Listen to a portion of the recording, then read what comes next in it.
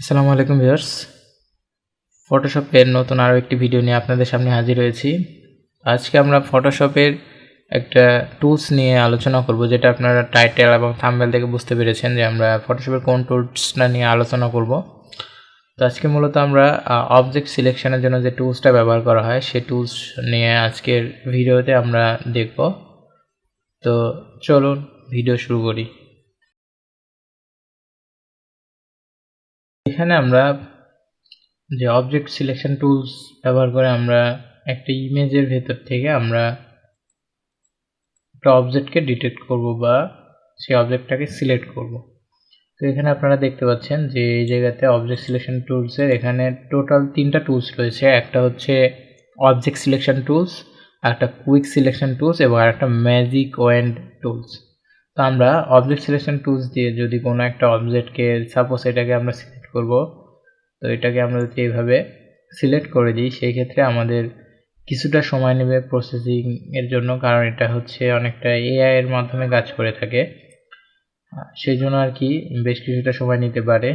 সেটা ডিপেন্ড করবে আপনার পিসির কনফিগারেশনের উপরে, অর্থাৎ আপনার পিসির যদি র্যাম এবং প্রসেসর সাথে গ্রাফিক্স কার্ড থাকে সেই ক্ষেত্রে আপনার পিসি অনেক ফাস্টার কাজ করবে, আদারওয়াইজ একটু সময় নেবে।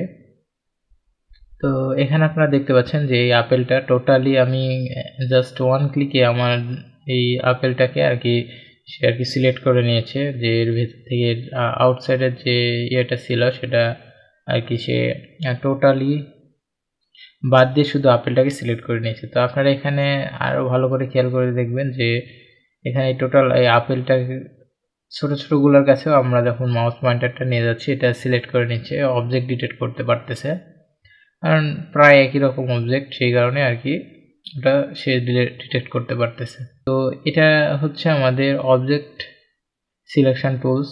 এবং এরপরে যদি আমরা কুইক সিলেকশন টুলস ব্যবহার করি সেই ক্ষেত্রে এটাকে কিভাবে কাজ করবে, তো এটা আমরা এইভাবে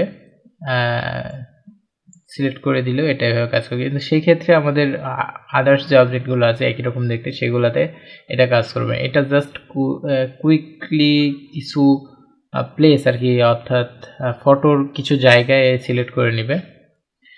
এবং আরেকটা রয়েছে যে আমাদের সিলেকশন টুলস, যেটা হলো ম্যাজিক যে ওয়েন টুলসটা রয়েছে, এটা শুধু কালারের ওপর ডিপেন্ড করে সেপারেট কিছু জায়গা আর কি সে সিলেক্ট করবে।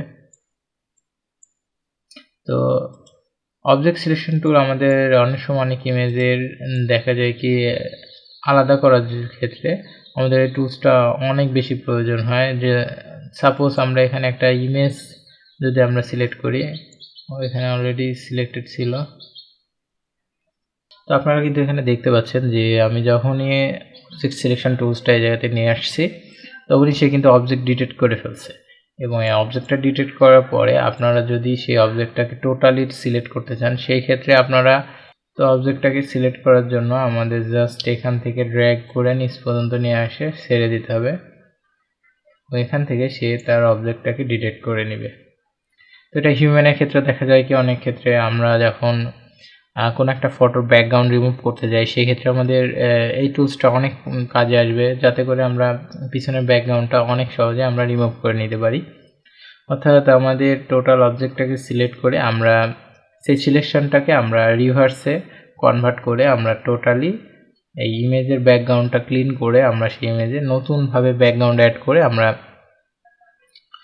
সেই ফটোটাকে আমরা ফর্মালভাবে ব্যবহার করতে পারবো। অনেক ক্ষেত্রে দেখা যায় কি যে আমাদের ফর্মাল ফটোর জন্য যে স্টুডিওতে আর কি আমরা যেভাবে রিমুভ করি ঠিক একই রকমভাবে আমরা এখানে ব্যাকগ্রাউন্ডটা রিমুভ করে নিতে পারবো। তো আপনারা এখন দেখতে পাচ্ছেন যে আমাদের অবজেক্টটা সিলেক্ট হয়ে গেলো। এখন যদি আমরা এটাকে রিভার্সে কনভার্ট করি, কন্ট্রোল শিফট আই প্রেস করে আমরা রিভার্সে দিলে আমাদের পিছনের ব্যাকগ্রাউন্ডটা আর কি সিলেক্ট হয়ে যাবে। এবং পরবর্তীতে আমরা এটা কালারটাকে যদি আমরা রিমুভ করে দিই সেই ক্ষেত্রে আপনারা দেখতে পাবেন যে পিছনের ব্যাকগ্রাউন্ডটা রিমুভ হয়ে গেল। তো এইভাবে হচ্ছে আমরা পিছনের ব্যাকগ্রাউন্ডটা রিমুভ করতে পারি। এটা আর কি অবজেক্টটা মোটামুটি আর কি অ্যাকুরেট আর কি ধারণ করে। এটা দেখা যায় অনেক ক্ষেত্রে বাই মিস্টেক কিছু আউটসাইড এরিয়া আসতে পারে। অবজেক্ট সিলেকশন টুল আমাদের অনেক প্রয়োজনে আসে অনেক কাজে। তো আশা করি আপনাদের কাছে অবজেক্ট সিলেকশন টুলের এই ভিডিওটা ভালো লাগছে, এবং ভিডিও ভালো লাগলে অবশ্যই লাইক করবেন, এবং আমার চ্যানেল নতুন হয়ে থাকলে অবশ্যই চ্যানেলটি সাবস্ক্রাইব করবেন। এবং পরবর্তী ভিডিওর আগ পর্যন্ত আশা করি সবাই ভালো থাকবেন। আজকের ভিডিও এ পর্যন্তই। আল্লাহ হাফেজ।